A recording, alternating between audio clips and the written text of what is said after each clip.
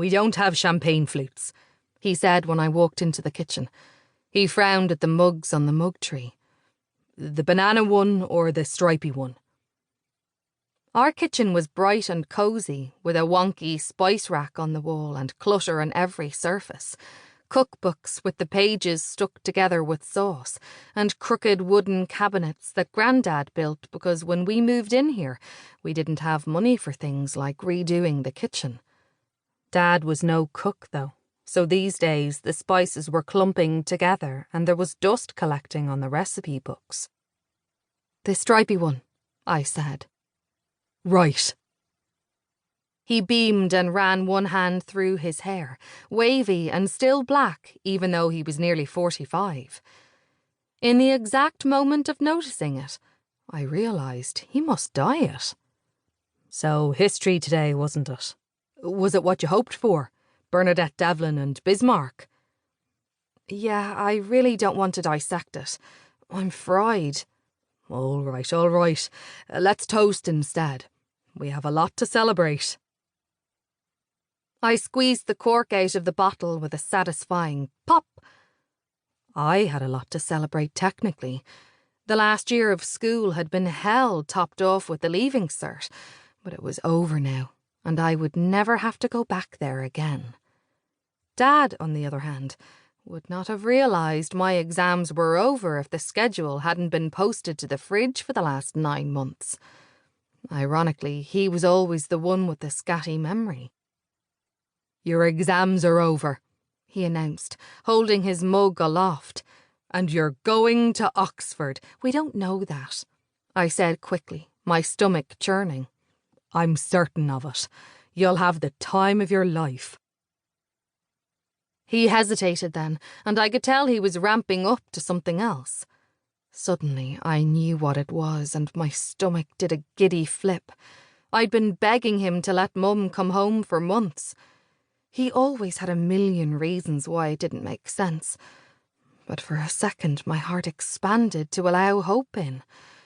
It wouldn't be perfect, I knew that. But it would be better than now. I could see her all day. Not just a visit for an hour or two, which is not the same as living with someone. I could defer Oxford and make up for the time we'd lost this year. Then I'd be ready to go and everyone would be happy. "I have some exciting news. I know it's going to come as a shock. I wanted to tell you before, but it's been so complicated and you've been so angry with me." His words were not making sense. I mean, yes, I'd been angry, although I thought I'd hidden it remarkably well, seeing as I hadn't snuck into his room at night and set it on fire. "I hope you'll be happy for me." The glass in his hand and his voice wavered. Nothing good starts with, "I hope you'll be happy for me." The phrase is loaded with the unsaid ending, because you won't be happy for yourself. "Saoirse, honey, I asked Beth to marry me." I dropped my mug on the table, champagne splashing out the top and forming a puddle. He set his down and held his hands up in surrender. "Look, I know you haven't really got to know her yet, but you haven't given her a chance." My mouth opened as though I was trying to respond, but my brain did not have the capacity to produce language. I closed my mouth and did the only mature thing possible. I ran upstairs to my room.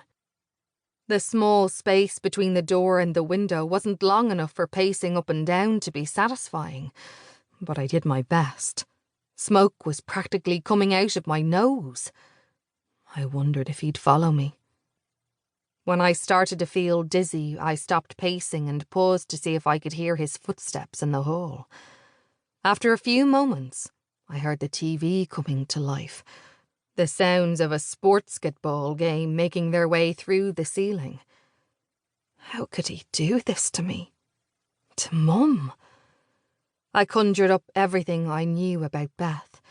She and my dad were having an affair. She worked at an advertising company. She was always trying to talk to me, and I had to come up with ever more creative ways to avoid these friendly chats. I hated Dad for being so weak, for betraying Mum like